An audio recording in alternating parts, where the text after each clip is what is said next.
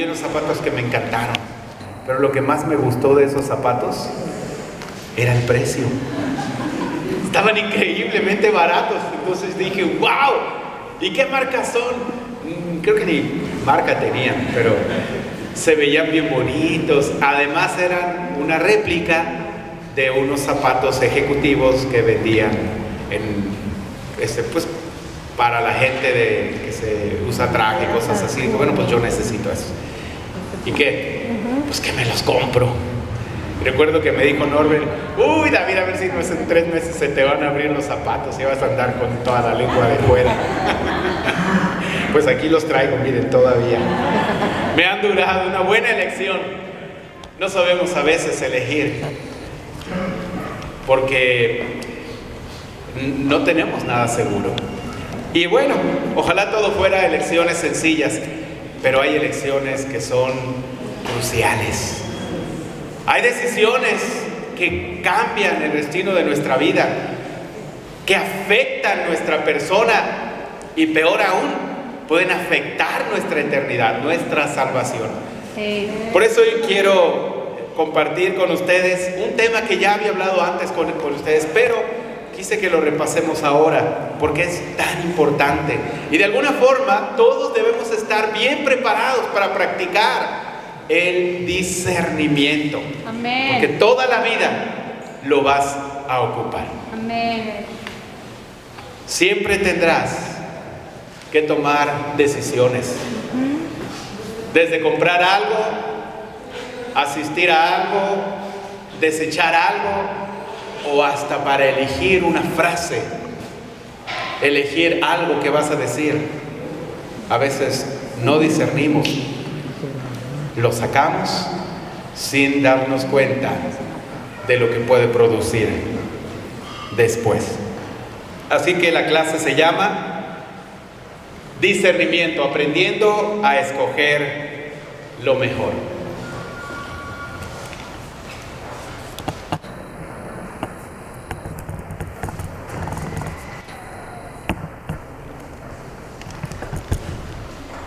Fui yo.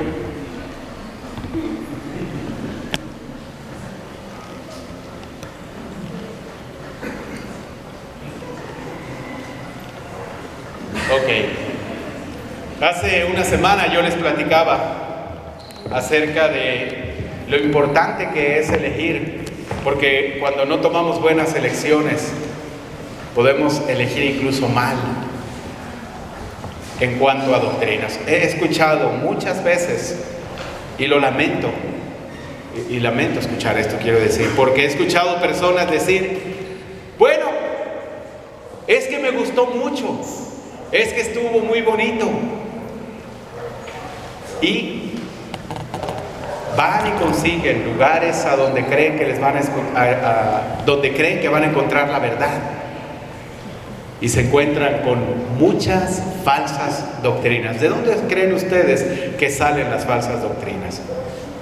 De la falta de discernimiento, de la mala interpretación de algunos pasajes, de la mala elección cuando se trata de decir una verdad, cuando no tienen un buen discernimiento para interpretar correctamente esos pasajes. Y hay muchas religiones. Y mi temor no es que te cambies de religión alguna vez. Mi temor es que no elijas lo correcto por falta de discernimiento.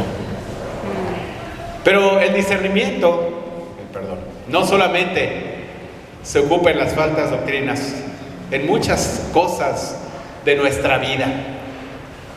Cuando quieres elegir una relación de noviazgo, cuando quieres elegir con quién casarte, la falta de discernimiento trae problemas también a las relaciones. Cuando hay que elegir cosas importantes en el trabajo, también la falta de discernimiento trae consecuencias severas. El uso de las redes sociales, aún la veracidad que le damos a la información que encontramos en esos sitios de la web. Elegimos algo sin realmente hacer un discernimiento de que lo que estás leyendo es la verdad. En la familia también. Lamentablemente, podemos tomar muy malas decisiones en nuestra familia, con nuestros hijos, cuando no hay discernimiento en nuestras vidas. Oh, perdón. Primero Reyes, capítulo 3, versículo 3 al 15. Leemos una historia increíble de cuando Salomón tiene una visión, un sueño, en donde Dios se le aparece. Vamos a leer esa escritura, Primera de Reyes.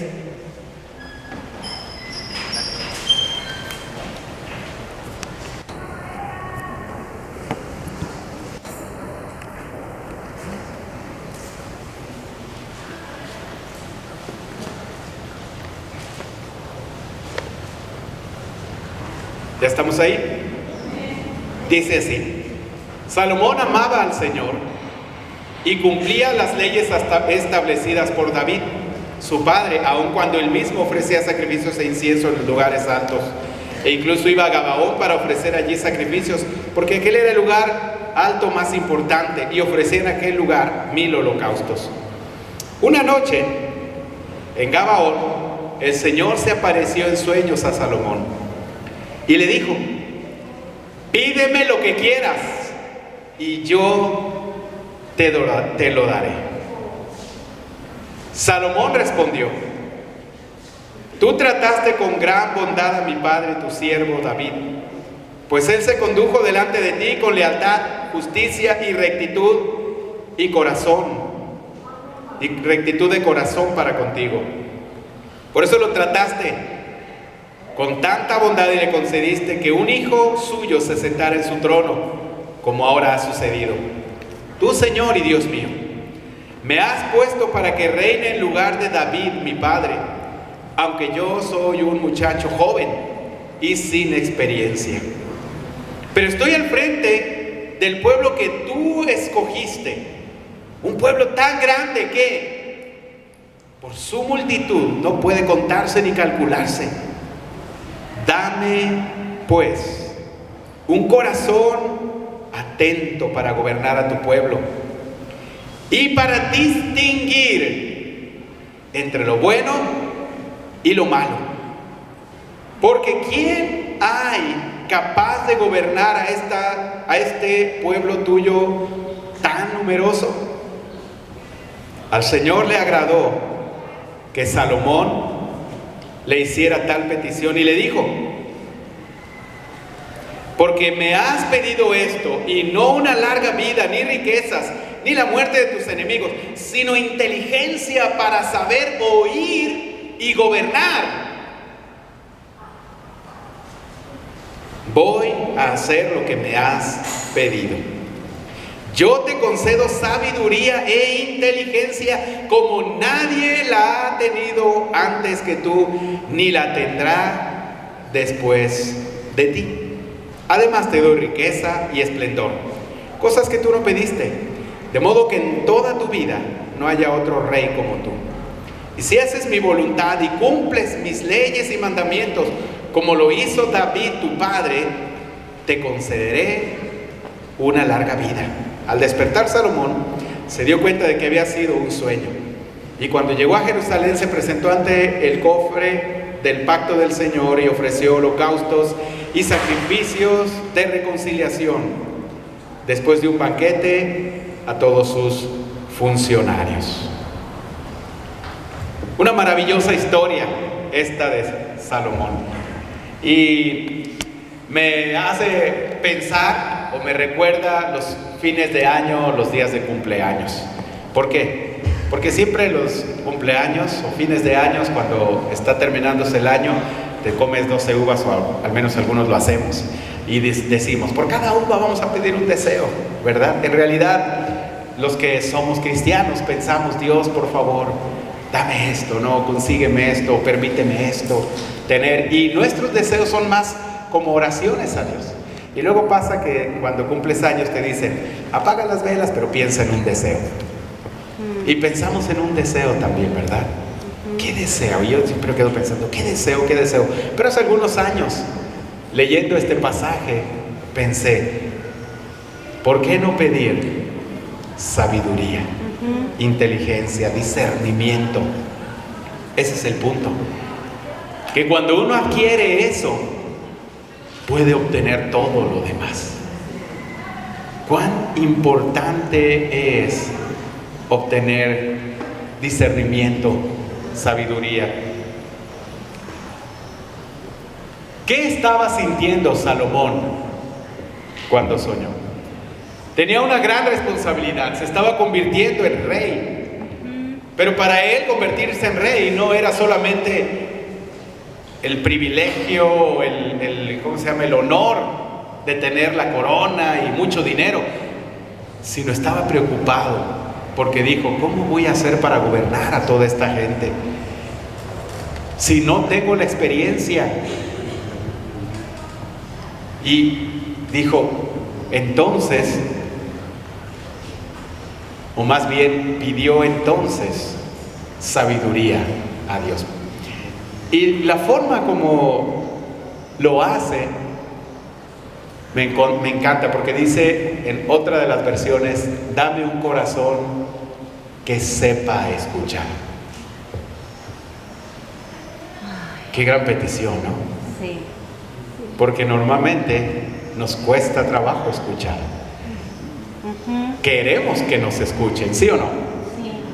Todos queremos ser escuchados, pero cuando se trata de escuchar, no escuchamos. Sí. Somos reticentes a eso. Ponemos límites o filtros. Pero Salomón dijo, dame un corazón que sepa escuchar.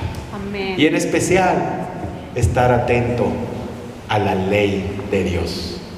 ¿No está en la Biblia todo lo que necesitamos para nuestra vida? Amén. ¿No están los mejores principios, las mejores bases para que un jovencito crezca y se desarrolle de manera sana? En la Biblia yo creo que ahí están. Sí. El problema es que solemos no tener un corazón tan atento a escuchar la ley de Dios. Y la segunda cosa, dame un corazón atento a la ley de Dios para discernir entre lo bueno y lo malo. Otras versiones, inteligencia, sabiduría, entendimiento, son las traducciones de esa palabra.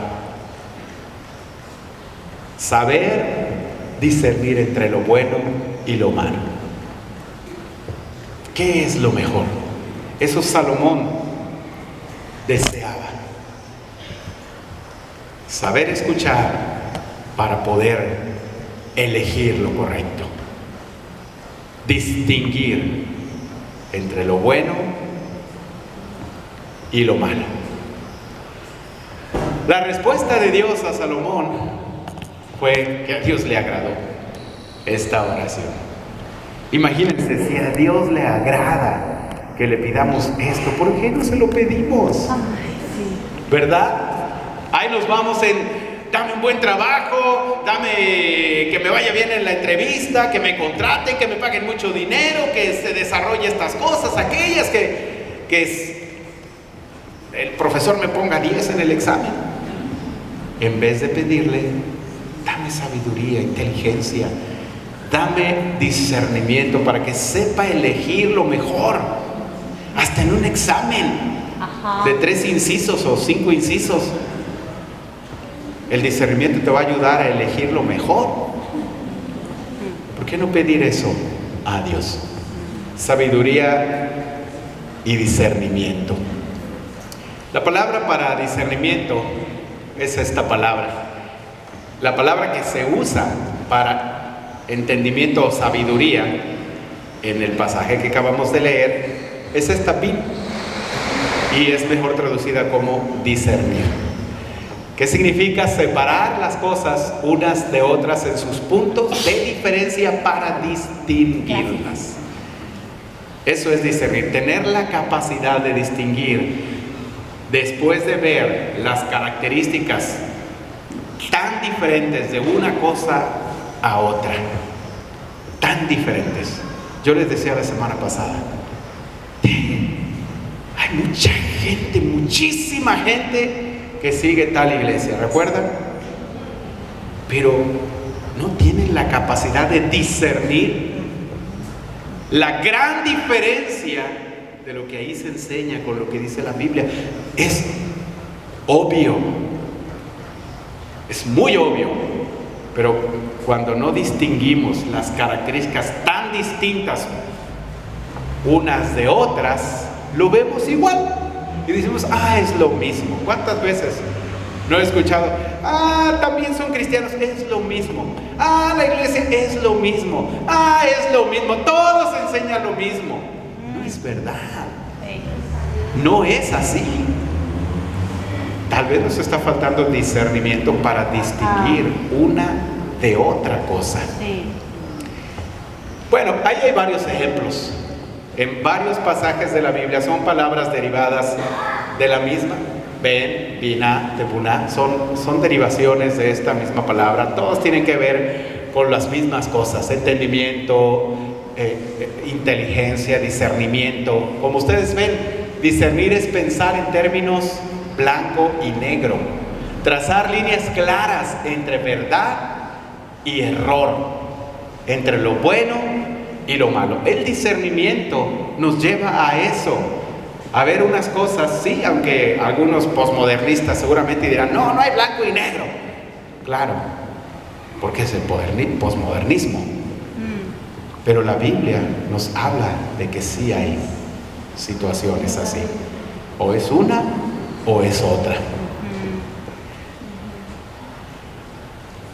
Hay una gran oración en Filipenses 1, en la Nueva Versión Internacional, versículo 9, dice: esto es lo que pido en oración, que el amor de ustedes abunde cada vez más en conocimiento y en buen juicio, para que disciernan lo que es mejor. Y sean puros e irreprochables para el día de Cristo. Pablo está pidiendo a Dios por los filipenses, porque ellos crezcan en el discernimiento. Si lo pueden ver, pido que el amor de ustedes abunde cada vez más en conocimiento y buen juicio, para que disciernan. Y esta palabra, aisdesis, perdón, lo puse.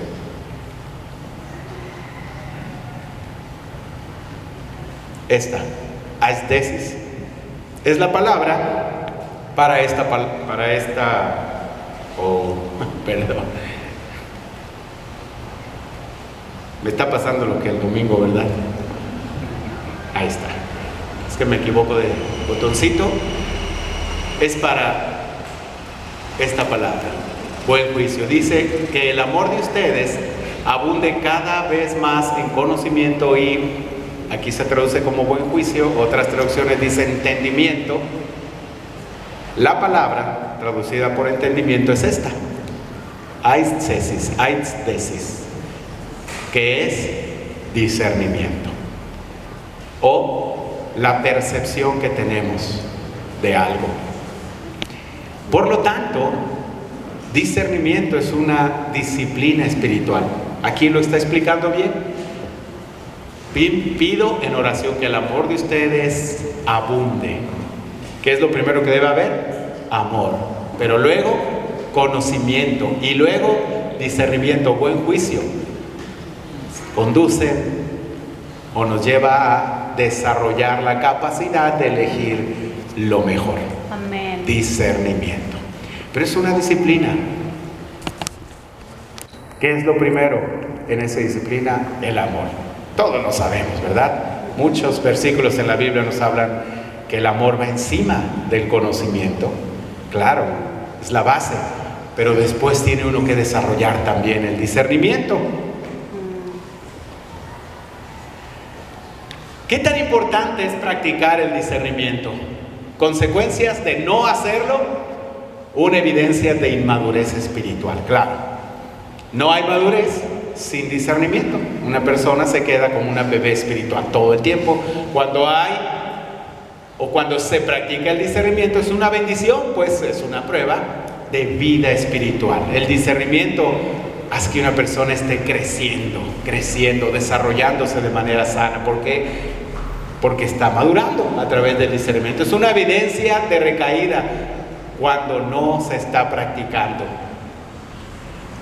La fe disminuyendo en lugar de crecer sin poder comer una comida sólida.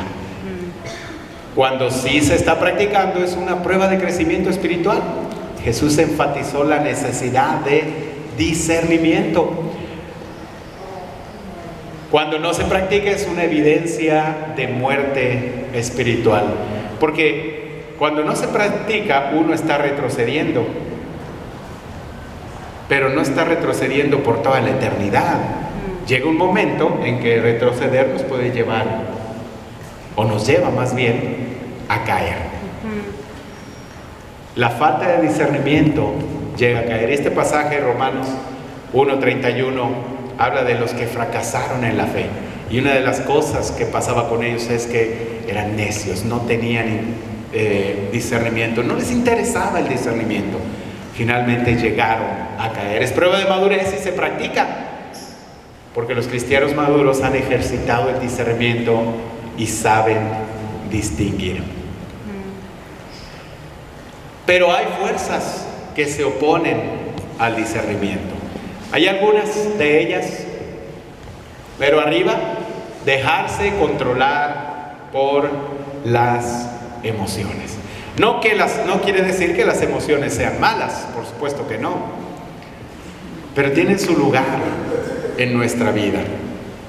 Y cuando se trata de elegir lo mejor, cometemos un grave error si elegimos basándonos en las emociones. Recuerden el caso de Sansón. Sansón se casó con la mujer extranjera. ¿Por qué? Porque dijo, esta es la que me gusta y punto. Esa fue su elección, basada 100% en las emociones, y le fue muy mal a través de esa elección. Sí. Conocí una ocasión a alguien de la iglesia. Dijo, me voy a ir, ya he decidido irme. Está bien, pero has decidido alejarte de la iglesia. ¿Por qué? Porque me voy a ir a otra iglesia. Porque es que ahí habla un familiar mío y la verdad habla muy bonito, me gusta cómo habla. Ok, fue su elección basada en sus emociones, sentimientos. Falta de discernimiento. ¿Qué enseñan ahí? ¿Cuál es su doctrina? ¿De qué están hablando? ¿Sabes? Es lo mismo. Y no era lo mismo, por supuesto que no era lo mismo. Otro, influencias espirituales. Efesios 6 del 13 al 18 habla de eso, de que hay fuerzas malignas espirituales que también todo el tiempo están luchando con nosotros. También esas fuerzas se oponen al discernimiento. Influencias culturales también, por supuesto, ¿no? Pero todo el mundo lo hace. Es cultura. Bueno, el hecho de que sea cultura no significa que debas aceptarlo. Discierne, tómate el trabajo de investigar, hacer el proceso de hacer una investigación para saber si es lo correcto. Visión secular del mundo, postmodernismo, claro, ya sabemos, ¿no? Bueno, tal vez una visión demasiado liberal. No hay pecado, nada es malo, todas las religiones son buenas. Es una visión demasiado secular. Si te agrada a ti, entonces está bien. Tener una visión así, obviamente, te hace no tomar el tiempo para discernir qué es lo correcto. Una visión pobre de las Escrituras. Rechazo a la suficiencia de la Biblia. Claro, cuando una persona dice, bueno, sí dice ahí en la Biblia, pero yo no lo creo. ¿Por qué? Porque tiene una visión pobre hacia la Biblia. Piensa que la Biblia no es el todo y confía más en literaturas que fueron hechas por hombres iguales que los hombres de la Biblia, pero a esas les da más peso que a la Biblia, porque no cree que la Biblia es inspirada por Dios. Una visión pobre de la teología. He escuchado también, y bueno, Dios me habló, Leí esta escritura y Dios me dijo que debía hacer esto. Pero ¿cómo sabes? Esa escritura no habla de eso. Sí habla porque yo oré y yo lo sentí. Pero hay que estudiar la escritura, de qué está hablando, su contexto inmediato, el contexto general, el contexto cultural, todo alrededor. No, yo no tengo muchos estudios, pero yo estoy seguro porque sentí que Dios me habló. Además, eso entendí, y como yo oré antes y eso entendí, es que así es. Y eso es absurdo, porque es una exaltación a la ignorancia. Es decir, no estudies tanto, no leas tanto, no pienses tanto, solo acepta. No. ¿Cómo? Va en contra completamente del discernimiento bíblico. Ajá. Una visión pobre de Dios. Claro, Dios nos llama a vivir vidas íntegras, vivir vidas santas. Pero cuando alguien no cree siquiera en Dios, no acepta sus mandatos, sus principios, obviamente va a tener una falta de discernimiento. Todas estas cosas se oponen al discernimiento. Algo importante, cuando se trata de discernir, y siempre lo comparto porque es una gran ayuda, y no es algo que se me ocurrió a mí, ya lo he compartido con ustedes, en realidad esto es un consenso. El equipo de servicio de maestros de nuestras iglesias a nivel internacional llegó a este consenso que hay mandamientos, principios y mandamientos bíblicos que son centrales. No podemos discutirlos, debemos aceptarlos, debemos obedecerlos, creer en ellos. Luego, hay mandamientos que son importantes, es decir, pueden llegar a representar incluso asuntos de confraternidad, es decir, que necesitamos ponernos de acuerdo. Y también hay asuntos periféricos o mandatos periféricos. ¿Cuáles son estos? Que no son claros en la Biblia o no son básicos para la vida cristiana. Si alguien quiere venir con pantalón y es mujer de la iglesia, no hay, la Biblia no dice algo al respecto, pero algunos dicen, no, sí dice. No hay ningún pasaje bíblico que diga respecto del pantalón de las mujeres. No lo hay. Son interpretaciones erróneas, sacadas de su contexto, de pocos pasajes en la Biblia. La Biblia sí enseña que las mujeres deben vestirse de manera decente, ¿verdad? Sí. Pero todo dentro de su cultura. Es un ejemplo. Son mandatos periféricos en los cuales podemos ponernos de acuerdo. Ahora, tratándose de discernir, ¿en dónde de estos tres es donde debemos poner mucho más atención? En los centrales, definitivamente, aquí. Lo que hagamos, a donde vayamos, lugar que hablemos, gente con quien platiquemos, debemos distinguir perfectamente estos mandamientos centrales. Y si son uno de ellos, claro para ti. Hay algunos muy claros. Por ejemplo, bueno, hay el bautismo de aspersión, pero también practicamos el bautismo de agua, el bautismo también del Espíritu Santo, el bautismo de antes de convertirse y el de después de convertirse en cristiano. ¿Qué estás viendo ahí? Estás viendo una confusión en un mandamiento central, que es el bautismo, la salvación. Hay un solo bautismo, dice Efesios. ¿Y cuál es? El bíblico. Hay que encontrarlo, hay que buscarlo y practicarlo. Pero cuando enseñan un bautismo diferente, aun cuando canten las alabanzas mejor que en donde jamás las hayas escuchado, pero hay un mandamiento central. Debes tener la capacidad de distinguir, oye, aquí hay algo que no me cuadra. Esto no es lo que enseña la Biblia. Ajá. Hay diferencias. Hay que centrarnos en esto. Y en aquellos podemos encontrar, algunos consensos. En estos de aquí, yo la verdad trato de ni de pelearme. Haz lo que quieras. Casi les digo, ¿no? Siempre y cuando sea en orden. Pero si hay un consenso y todos estamos de acuerdo, por ejemplo, Si quedamos todos que el retiro de matrimonios va a iniciar a las 10 de la mañana, ¿dónde dice la Biblia que el retiro de matrimonios debe iniciar a las 10 de la mañana? En ningún lugar. Entonces, el dar un anuncio aquí y decir, el retiro de matrimonios va a ser a las 9 de la mañana, ¿en dónde se encuentra? Es un mandato, pero ¿en dónde se encuentra? En la periferia, aquí. Pero es un consenso.